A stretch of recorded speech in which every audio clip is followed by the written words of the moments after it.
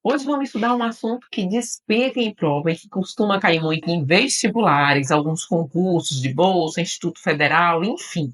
Vamos aprender hoje ecologia, tá certo, gente? Até porque é um assunto que eu tenho que saber o que a biologia fala, mas eu preciso contextualizar ele com o que acontece na sociedade, né? Principalmente relacionado a fenômenos climáticos que hoje em dia está tanto em alta. Então, vem comigo para a tela do computador, pega papel e caneta e vamos começar a estudar ecologia. Vamos lá. Então, o assunto de hoje se chama ecologia.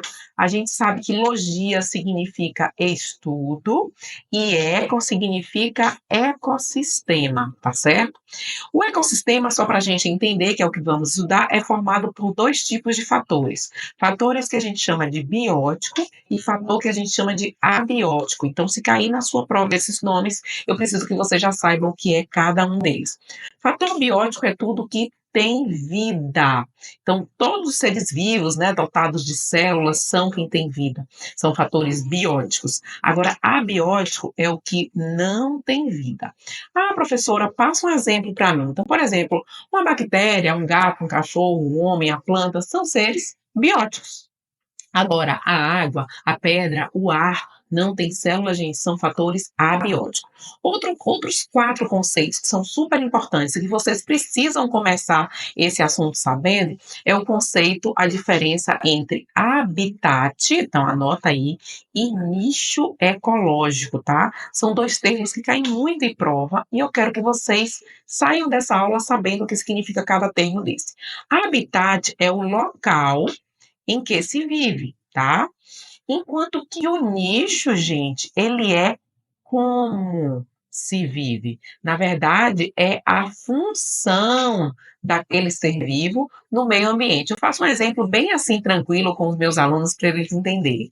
Hoje muita gente tem um animalzinho de estimação em casa, um cachorro, por exemplo. Então você e seu cachorro têm o mesmo habitat, porque vocês vivem no mesmo local. Agora, o nicho ecológico de vocês é diferente, porque a sua função no meio ambiente é diferente da função do cachorro. Vocês comem coisas diferentes, a função de vocês no ecossistema, na cadeia alimentar é diferente. Então, o nicho é a função do ser vivo no meio ambiente. Outra coisa que vocês têm que saber é o conceito de população e o conceito de comunidade. Tá certo? Deixa eu ir descendo aqui a nossa tela para vocês irem enxergando. População é um conjunto de seres, vai copiando aí, da mesma espécie. Então, seres da mesma espécie, por exemplo, aqui nessa sala está eu e o meu câmera. Então, nós somos seres da mesma espécie, somos seres humanos.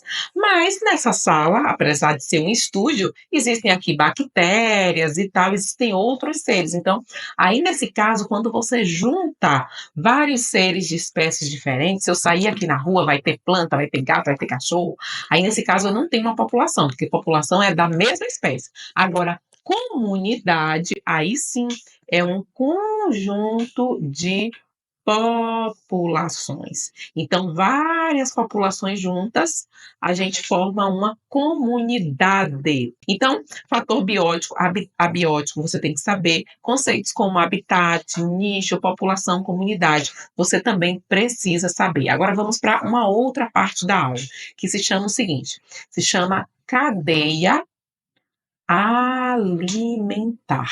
A gente precisa alimentar.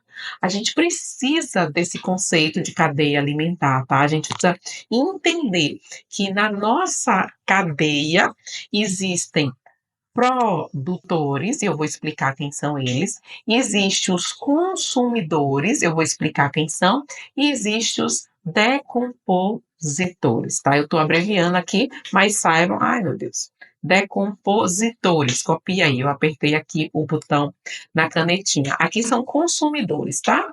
Então vamos lá, quem são os produtores?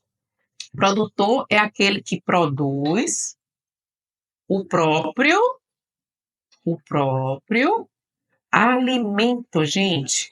Então, os seres que produzem o próprio alimento são sempre as plantas, os vegetais, eles fazem inclusive a chamada fotossíntese, que é um assunto que nós também vamos estudar. Então, quem faz a fotossíntese produz seu próprio alimento. E grave isso aqui que eu vou falar.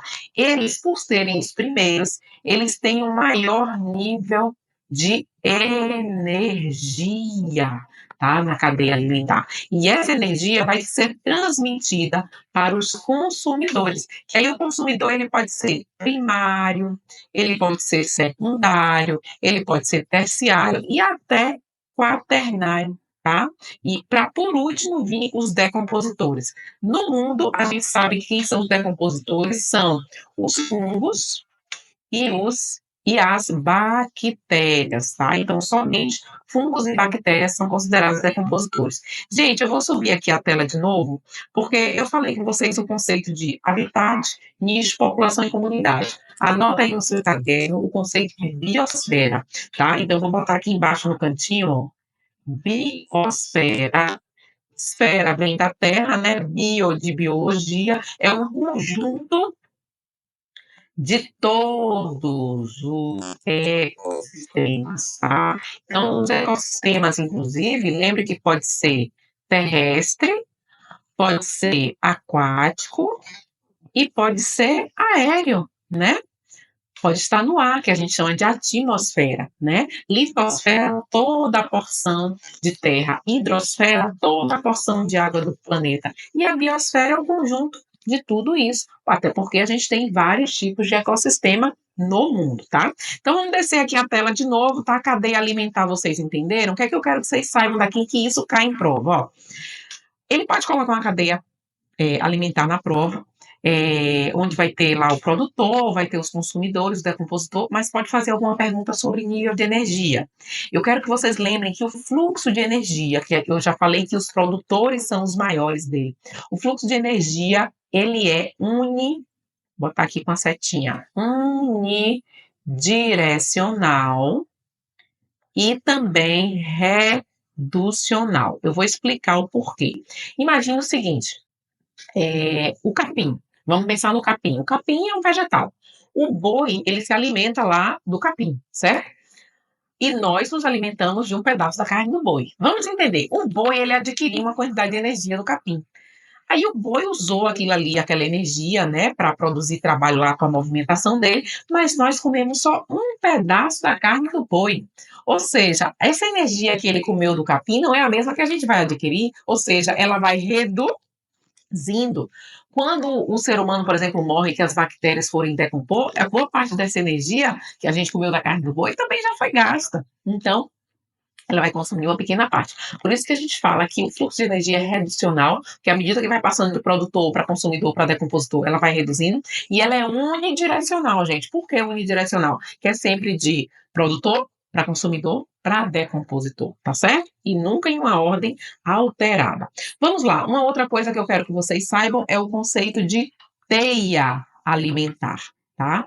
Teia alimentar é o conjunto de cadeias. Então, várias cadeias juntas é uma teia alimentar, tá certo? Entenderam essa primeira parte? Então, se liga aí. Vamos para a parte 2 do vídeo sobre ecologia, porque despenca em prova, é certo. Um abraço. Comenta aí suas dúvidas. Não deixa de curtir esse vídeo e comentar sua dúvida.